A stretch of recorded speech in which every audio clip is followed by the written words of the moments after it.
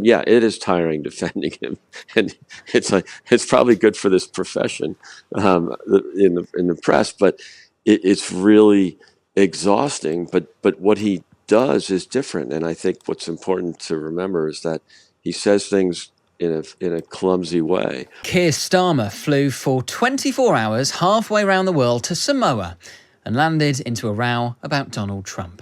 The former and perhaps next American president has filed a complaint against the Labour Party for what he describes as blatant foreign interference in the US election. It's after an estimated 100 members of the Labour Party have travelled to the US to support the Democratic candidate Kamala Harris's campaign. Joseph Sternberg is a member of the editorial board at the Wall Street Journal. Joseph, morning. How serious a challenge is this from Donald Trump? Is he seriously annoyed about this, or is this just his camp seizing on an opportunity?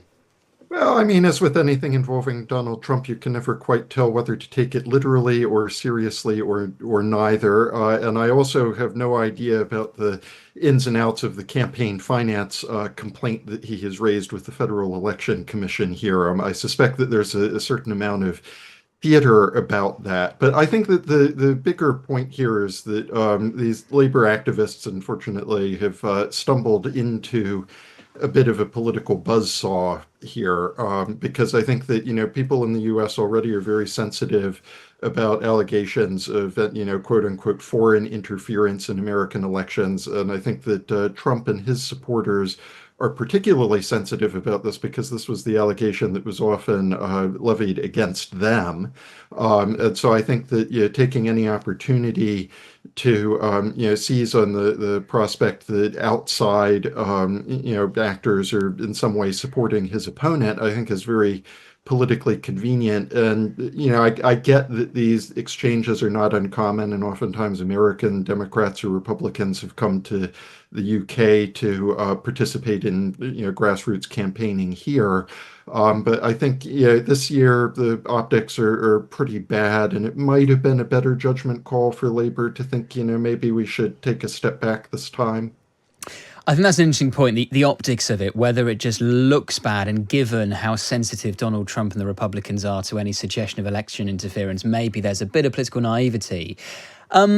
There is, though, the accusation of hypocrisy being levelled by some at Donald Trump, because, of course, he has welcomed Nigel Farage, the leader of Reform UK, to America on many occasions to campaign for him.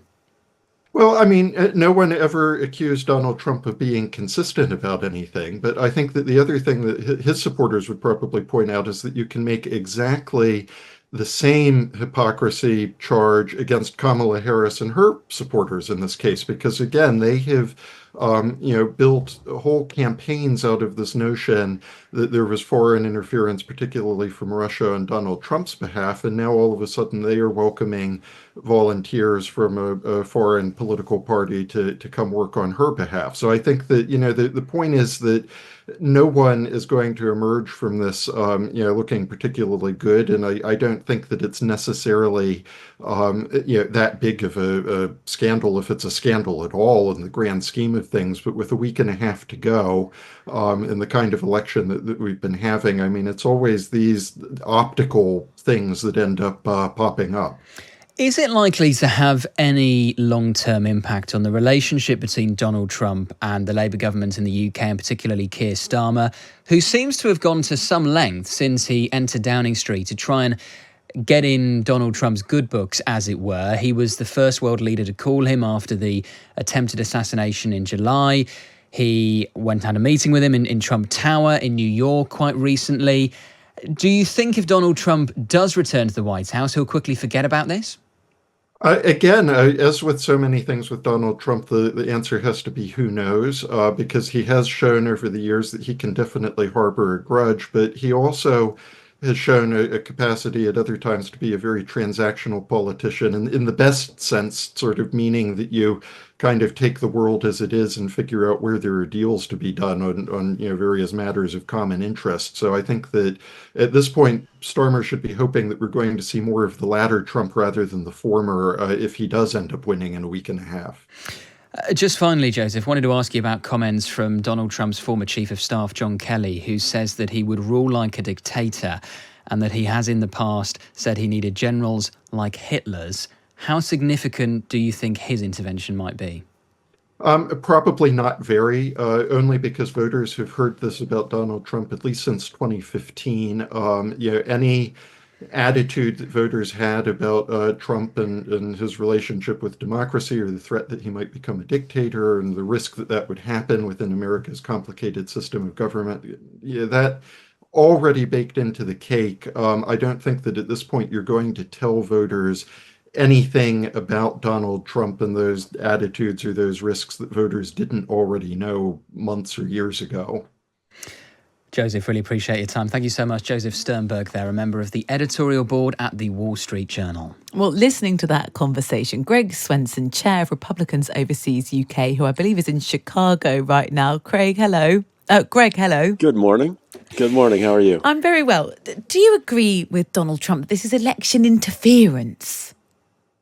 I can't, it's hard to disagree with that. It is election interference. I think it's a mistake. I think it will backfire not only on the Democrats here, on Kamala Harris, but I think it'll backfire on Labor in some respects. So, yeah, I think it's uncool. I don't know if it's illegal, but I think it's uncool. I wonder, were you uncomfortable with Nigel Farage then campaigning for Donald Trump? Well, it's a great question, Rosie, because I was listening to Joseph commenting, and it's actually really a pleasure to appear after Joseph, because I love his stuff in the Wall Street Journal and always have. But Nigel and Donald Trump have been friends for 10 years, for 8 years anyway, and I think they were friends before Nigel was officially an MP, and it was a moment where I think when Brexit happened, if you recall, in June of 2016, Nigel was on a plane a few days later to the U.S. I think that's when I realized Trump would probably win in 2016 because of not because of Brexit, and so they've been friends a long time. So the fact that Nigel stumps for or supports Trump is just because they were friends long before the recent election. So anyway, I think it's apples and oranges, and I think it's not. I don't think it ends up hurting Trump to have him. Do you think Donald Trump's just using this as sort of a campaign strategy to paint to paint the Labour Party saying far left? Yeah, but how much does that actually help persuade American voters? Well, Rosie, you're right. It is just a campaign. It's just it's 2 weeks to go, so everything is a campaign strategy right now. I think he has a point. I think painting Labor as far left, he probably doesn't even know that. He just has to say that. I mean, this is just. I wouldn't quite call this an October surprise. It's not that dramatic. But every little bit helps, and I think for him to point this out, I think is wise.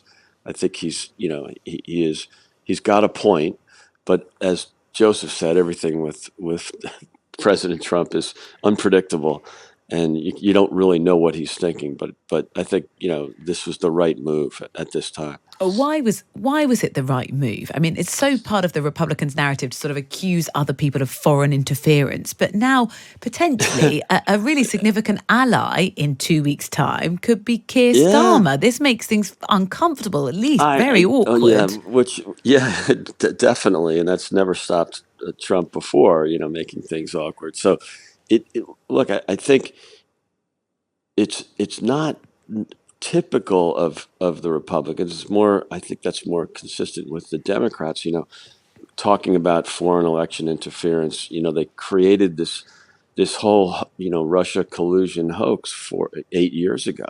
As it turns out, it was literally fabricated from the Hillary Clinton campaign in 2016, and they paid, Christopher Steele to fabricate it, to create this. I mean, they would obviously refute that. I just wonder what you think about what they admitted it. They admitted it. They paid a fine to the Federal Election Commission. But what do you think Donald Trump's motivation is in telling American voters that the UK are trying to influence the election, the UK government? Strictly to get people to vote for him in 2 weeks. That's it. But why would that persuade an American voter saying that the UK government would like Kamala Harris? I just don't understand the motivation. Because I know, Rosie. Normally, you would be right in a normal election, but part of Trump's appeal is that the people, the weaponization of the Justice Department, for example, in the U.S. That's part of the argument. That look at what they've done. Look at what the FBI, the CIA, look at what the Justice Department has done. So that it's just kind of consistent with that story. You're absolutely right. I think in normal circumstances, you wouldn't want to tell people or highlight the fact that a foreign government is trying to help your opponent. You're absolutely right, Rosie. But I think in this case, things are different because of what the Justice Department has done to Trump here the last 2 years. It sort of fits that. It supports his argument that the left is out to get him and will do anything in their power to stop him. Some of Trump's former colleagues are making life difficult for him. We've been hearing from John Kelly, Trump's former White House chief of staff, who quotes Trump as saying, "I need the kind of generals Hitler had." What's going on here? Yeah, he's clumsy, right? He picks the wrong moments to reference certain things. It's more than clumsy, isn't it? Well, I don't know about that. Look, I can't tell you what Trump is thinking. I can tell you that he often says things that are inconsistent with what he does. And I think, as Joseph pointed out in your segment earlier, that people are used to this. People know that Trump is going to say things that sound really ridiculous because he's unfiltered, and he probably should use his head. However, are you happy with defending the ridiculous for the next 4 years if Donald Trump gets into power? This is why I didn't support him in the nomination process. I wanted someone else who was, for example, I supported Ron DeSantis. There are probably others that I would have preferred over President Trump. Yeah, it's tiring to defend him. However, what he says is different often than what the press says he says. And then what the press says he says is very different from what he does. And I think that's what's important. So yeah, it is tiring defending him, and it's probably good for this profession in the press, but it's really exhausting. But what he does is different, and I think what's important to remember is that he says things in a clumsy way. But it's interesting that the people like Kelly are coming out. Obviously, Liz Cheney, Dick Cheney, the people that are flipping from the Republican Party and supporting Kamala Harris. Look, that's okay. This is politics. People have personal grievances. Trump is famous for that, right? Everything's personal with him. He gets in feuds with people. I think it's one of his weaknesses. He does fall out with many people. Does. And sometimes he kisses and makeup. He'll do the kiss and makeup routine. He fell out with Nikki Haley. He fell out with Ron DeSantis because they were running against him, and then kissed and made up. And they both are, in many respects, supporting him, campaigning for him. That's politics. It's rough business. But I think the people that are coming out against him that are Republicans, they are kind of yesterday. I think, there's some baggage there. I don't think it's wrong for him to do it. I think, that's okay for him to criticize Trump if that's the way he feels. However, look at the people from the Democrats that are supporting Trump. They're more forward looking. Okay, the best example is Elon Musk, former Democrat, RFK Jr., who might be a little older, but he's thinking about the future. He's very forward thinking in his issues that he cares about. Tulsi Gabbard, you've got even Bill Ackman, the hedge fund manager. These are not yesterday's Democrats. They're the forward thinking Democrats.